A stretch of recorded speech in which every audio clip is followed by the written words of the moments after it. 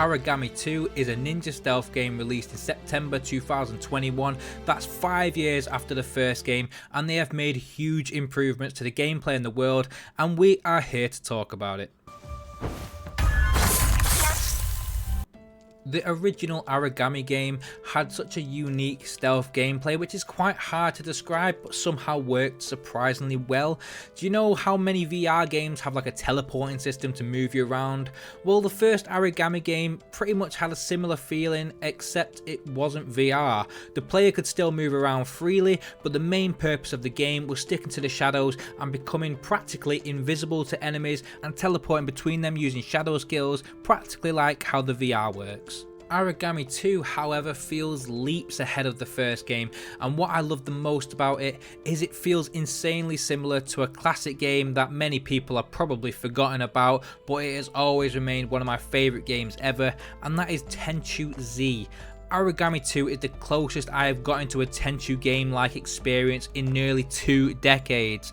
Now I feel insanely old after saying that out loud. With the gameplay, the movement is so fluent, and the teleporting system from the first game isn't quite there, but it still has the charm, and it works so much more simpler, and for the most part is completely optional. The player can disappear in the shadows with a shadow dash at such short bursts, which depletes your stamina, similar to like a dodge roll or any dodge in any game ever, but it kind of disappears in like a teleporting shadow way. It's pretty cool, and it can also be used as kind of like a shadow grapple to reach higher places. Most missions are around the 10 to 25 minutes mark, depending on what your playstyle is, but honestly this game shines the best if you are going for an all stealth style, and that is actually heavily encouraged with this game. Each mission has different objectives, often repeating maps, but unlocking different areas, and enemies are in different layouts. The enemies patrol the map while you take them out stealthily, avoid them completely, or just kind of run like a samurai with swords blazing, but I must warn you, doing that is super hard and it's not very fun, to be honest with you. There really is just something extremely satisfying about taking down multiple enemies stealthily, hiding their bodies or throwing them off a cliff.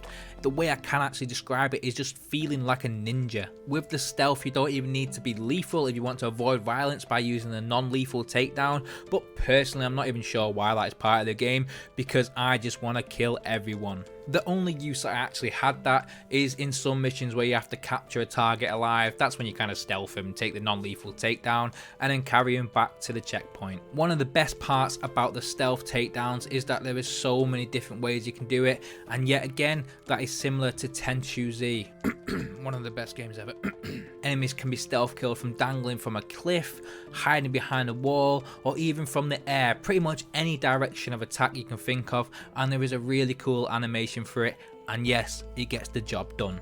Getting the higher ranks on each mission are achieved by getting plenty of stealth kills, getting the objective done, not being detected, and getting the job done quickly. Getting a higher rank and playing the game on a higher difficulty is rewarded by getting more XP, which go towards your player levels, which allow you to unlock more skills. On the skill tree, there is quite a wide selection of skills to unlock, with some upgrades being passive, such as becoming invisible to enemies while you're leaning up against a wall, or some being new stealth moves, such as going invisible for a short period of time, or using one of the many lanterns scattered around the map to cast smoke, which stun the enemies. All of the stealth elements are brilliant, but when you get detected, the combat leaves quite a lot to be desired. But then again, a part of me does kinda like the awkward combat because it's insanely similar to that of Tenchu Z, but honestly when you are spotted, the best bet is to make a quick retreat, because if you're fighting more than one opponent, more than two is almost a definite fail, but it's really difficult. The combat is quite stiff, and the best way to win is basically timing counter attacks.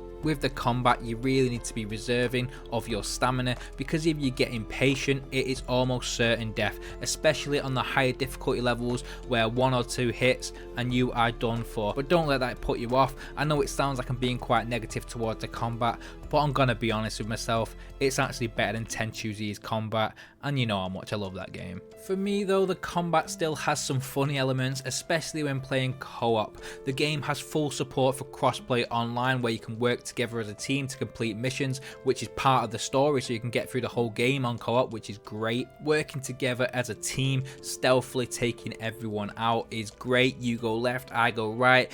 It is just amazing working that coordination, but sometimes things go wrong and I might be stood on a rooftop and my friend might be getting chased by 3 shinobi, and it's just hilarious to see. There is so many memories to be made on this game, and I highly recommend it for a multiplayer co-op game. For kind of a negative point in this game, I'm halfway through playing this game for the second time, and I can tell you now, I really cannot invest in the story. I'm really not sure what it is, but I can't tell you a single thing about it. I end up skipping the cutscenes and the dialogue all the time, so I'm so sorry I can't talk much on the story mode.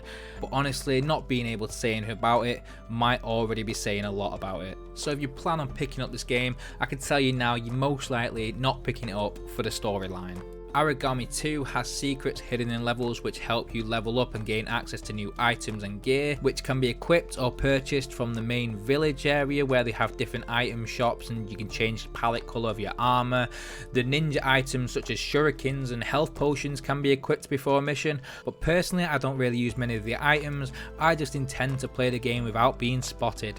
So to summarise this game from me, as you can tell, I have so many good things to say about Aragami 2, especially with it playing on my Tenchu nostalgia. So as a review score from me, I'm going to give this game an 8.5 out of 10. The only things letting it down for me is the little customization to your character, some of the combat elements, and occasionally the level scoring system is a bit confusing, and of course the story dialogue I really didn't care about, but this game really is amazing. I would highly recommend it to anyone who loves stealth games, and especially if you're looking for like a ninja co-op game, this is your fix. If you liked Tenchu, especially if you liked Tenchu Z, this is definitely the game for you. But granted, I will admit that my nostalgia and love for Tenchu is kind of swaying my opinions a little bit, so this game might be different depending on the user. By watching this review, you already have all of my thoughts and opinions on it, so the best thing for you to do is to play the game and find out for yourself. And one of the best parts about this is if you are playing on PC, this game often goes on sale for about £5 to £10. Well, that's it, and that's all of my thoughts on this game.